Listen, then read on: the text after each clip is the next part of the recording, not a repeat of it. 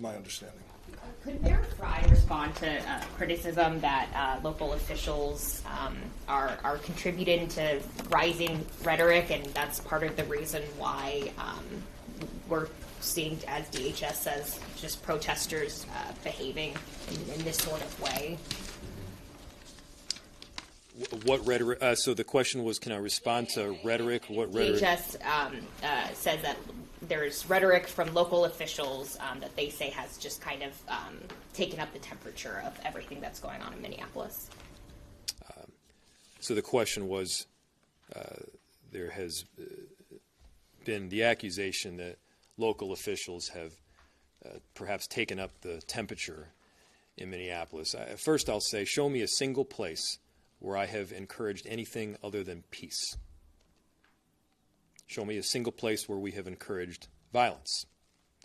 I have said from the get-go to people in Minneapolis, do not take the bait. We are better than that. I have encouraged peaceful protest, and I'll say it again, I am inspired by the tens of thousands of people who have in fact peacefully protested and fairly documented with transparency what is taking place. That is allowed in any city in the country. And I have made it clear that to the extent people are going beyond that, and those protests are not peaceful, and the violence that the chief mentioned, it's got to stop, and you got to go home. 2 more questions. If this situation is not sustainable, as you said a few minutes ago, where do you go from here? What options do you as mayor have from this point forward? So just yesterday or the day before, I'm losing track of the days here,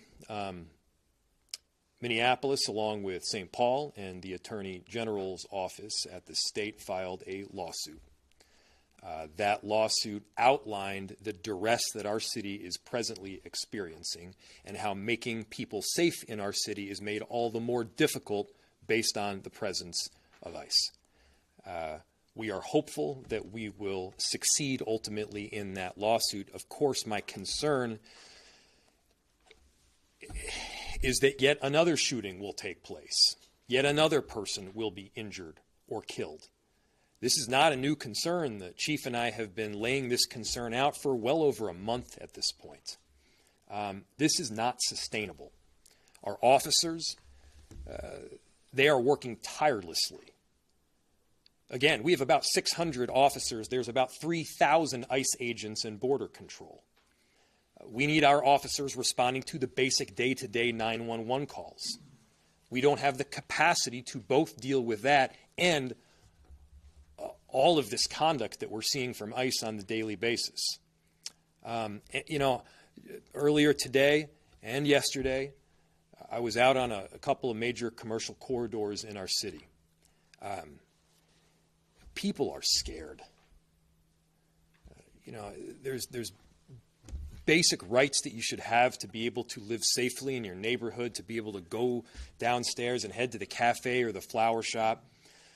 The people that would normally keep up these shops, American citizens, by the way, many of them, are terrified because American citizens are getting picked up off the street by people in masks.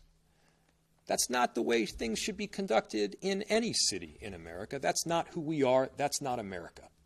So I'm calling for peace. Everybody has a role in achieving that peace. And we're going to try to do everything that we can to keep it. I've been in touch with Governor Walz this evening. If so, what has he had to say? Yes, our office, yes, is in touch with the governor's office, as we've been for the last week here.